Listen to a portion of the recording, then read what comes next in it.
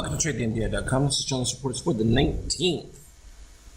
Well, it didn't take much, but a little bit of softness. We had the peak up of the steel, and then it faded back just a little bit with orange rising. And then as we started, middle portion of the day, began to fade pretty quickly.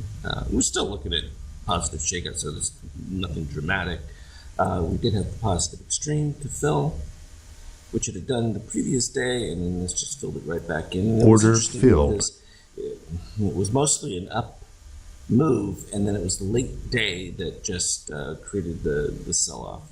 And from an NQ standpoint, you can see again, we're looking at a reasonable divergence between the two. NASDAQ has been much weaker in general, but overall had a much stronger move, so it's sort of equalizing in that way. But we're getting a disparity between the algo readings, meaning that you're getting a different application of resources, money flowing into each of them. And so here you're getting more of a distribution compared to the S&P.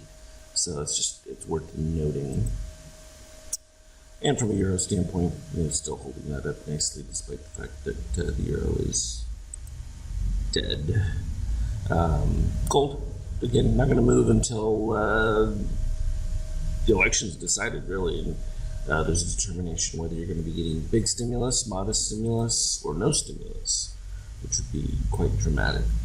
So from an intraday standpoint, we were marking some of these nice setups that came through with the buys coming off of, well, in this case, P3X2 setup here.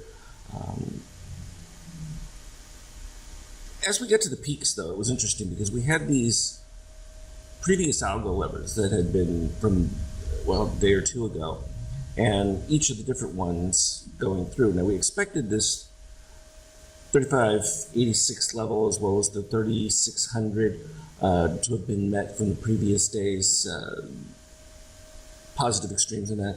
And we got back up to, again, this 3622, hit it like a rock, started to fade off that, started putting in sells, and then had a secondary one later in the day, and it kind of held on for a while, which ended up with these little bullish crosses, were followed by weaker ones, and then literally it was right about here that you really got that final coup de grace, so to speak, where you were already at the zero and it just another breakdown, and you stayed kind of in the middle zone until right about this point. But even at that stage, you were looking at ugly shakeout, falling algo levels, and that took it to a new low. It kind of had a couple of little buy configurations set up right here up the P2, and they were decent because you would go from the 86 to the 99. So they were decent runs, but later in that run, you ended up with this scenario here, that rollover where the green is crossed below, steel, orange moving above, and that just led to a cascade effect and took it all the way down to the lows. And then actually again these P2s in it that are not inaccurate, but without a steel reset don't produce much. So in my mindset, it's one of those where I don't mind covering near the zeros, but then I'm attacking as soon as I see weakness up at the peak points, and you would get that right about here, and that was at the 64 range, and then boom, you took out new lows. And like I've always said too, when you break out to new lows and don't continue to cascade lower, you tend to get a pushback up to the break of the original zero line. So if this is the zero line, that's kind of what I expect from a new resistance coming back. At least until a plateau of a 23%, because in this case you had falling 100%, which the falling 100% wants to pull price towards it.